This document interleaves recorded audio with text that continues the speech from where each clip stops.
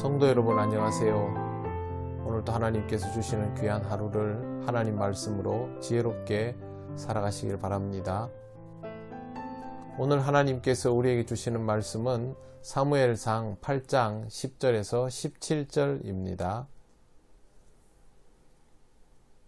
말씀을 봉독합니다.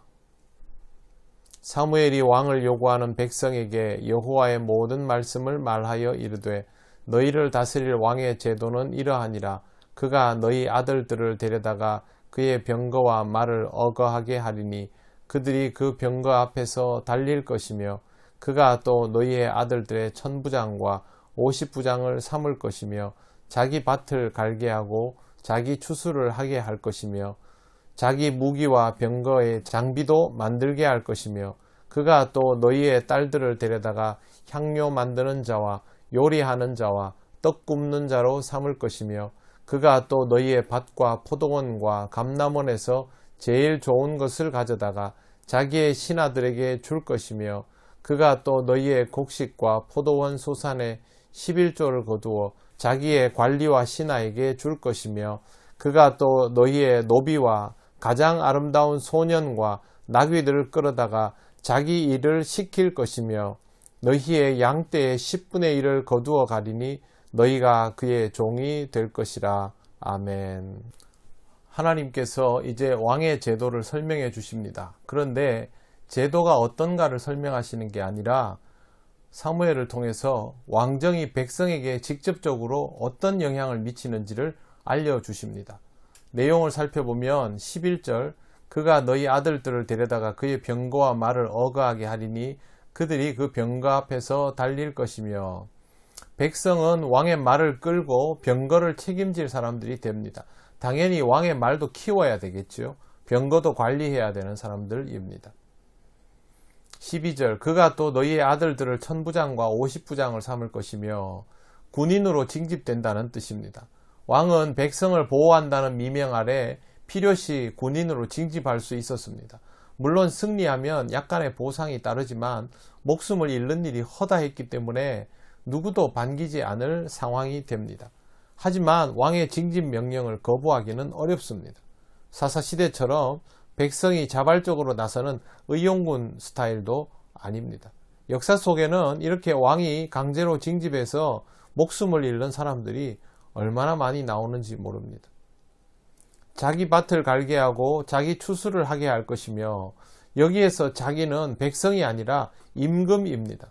백성이 자기 밭이 아니라 임금의 밭을 갈고 임금의 곡식을 추수하게 된다는 뜻입니다. 이 말은 결국 땅의 주인이 임금이라는 뜻이죠. 왕의 지경은 점점 넓어지고 백성의 지경은 좁아지는 것이 왕정의 당연한 이치입니다. 역사 속에 이미 오랫동안 나와 있던 모습입니다. 아직 이 시대 사람들은 모릅니다. 자기 무기와 병거의 장비도 만들게 할 것이며 이 역시 임금의 무기와 병거, 장비를 만들도록 백성에게 시킨다는 겁니다. 물론 임금이 강하면 백성이 보호를 받게 되지만 임금이 강하기는 해도 악하면 통제를 받을 때는 임금이 폭군이어도 백성이 대처할 방법이 없습니다. 임금이 정말 신처럼 되어가는 것이죠.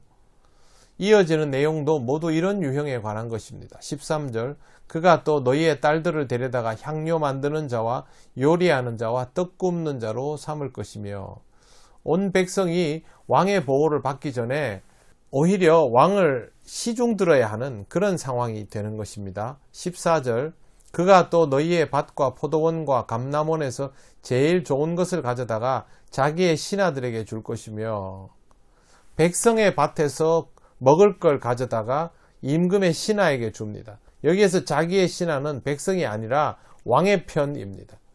왕의 옆에 서서 백성을 부리는 사람들입니다. 백성은 그 다음이죠. 그만큼 홀대받는다는 뜻입니다. 15절 그가 또 너희의 곡식과 포도원 소산의 11조를 거두어 자기의 관리와 신하에게 줄 것이며 11조라는 말은 10분의 1이라는 거죠. 10분의 1을 세금으로 바친다라는 뜻입니다. 이스라엘은 여기에 또 11조를 하나님께 바치기도 하지 않습니까? 이러면 부담이 굉장히 커지죠. 관리와 신하는 백성에게 보호자일 수 있지만 역사 속에서는 그렇지 않은 모습도 많았습니다. 신분상으로 백성보다 신하가 더 높기 때문에 신하들이 나쁜 마음을 먹으면 백성들은 고스란히 그 피해를 볼 수밖에 없습니다. 16절, 그가 또 너희의 노비와 가장 아름다운 소년과 나귀들을 끌어다가 자기 일을 시킬 것이며, 이런 상황이 되면 노비와 아름다운 소년과 나귀의 소유권도 사실상 임금에게 넘어가 버린 상태라고 할 수 있습니다. 16절, 너희의 양떼와의 10분의 1을 거두어 가리니 너희가 그의 종이 될 것이라. 16절과 17절 말씀에 나오는 것처럼 노비들을 다 데려가고 또 양떼의 10분의 1을 거두어 가면 백성은 점점 가난해지고 또 임금과 신하들은 점점 부유해집니다. 빈익빈 부익부가 되는 것이죠. 이러면 시간이 지날수록 백성은 임금이 보호하는 사람들이 아니라 임금에게 불임을 당하는 사람이 될 수밖에 없습니다. 이런 일들은 역사 속에서 흔하게 일어났습니다. 이스라엘은 왕이 다스리면 입게 될 혜택만을 생각을 하지만 하나님은 그것만 보지 말고 당하게 될 불이익도 생각하라고 알려주고 있습니다.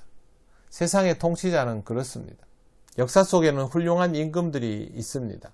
그 임금들을 참 대단하다고 생각하고 훌륭하다고 여기는데, 알고 보면 그 임금들이 했던 일들은 임금이라면 응당해야 할 것들이 대부분입니다. 백성을 위해서 지도자가 해야 할 일인 것이죠. 그런데 왜 그 사람들이 훌륭한 사람들이 되었을까요? 다른 임금들이 그렇게 안 하니까 그런 겁니다. 실제로 하나의 왕조에서 훌륭한 임금을 찾기는 손가락으로 꼽아야 됩니다. 조선 왕조 500년 마찬가지, 고려도 마찬가지. 그렇게 긴 역사를 가지고 있어도 실제로 훌륭한 왕은 몇 명 되지 않습니다. 기본을 하는 왕이 별로 없었다는 거죠. 그러면 그렇게 긴 시대 동안 고려와 조선을 합쳐서 1000년, 이 1000년의 시대 동안 좋은 임금이 몇 명이 안 됐다면 그동안 백성은 얼마나 고통받았겠습니까? 대부분의 임금이 기본도 못합니다. 지금 이스라엘은 그 선택의 시작에 들어간 것입니다. 우리도 여전히 이런 환상에 젖어 있는 것은 아닌지 모르겠습니다. 누가 하면, 어떤 체제가 하면 더 낫지 않을까? 믿는 자들조차도 그런 마음을 가지고 있다면 그것은 어리석기 짝이 없는 일입니다. 세상에서 어진 임금을 찾는 것보다, 훌륭한 지도자를 찾는 것보다 더 힘든 일은 없습니다.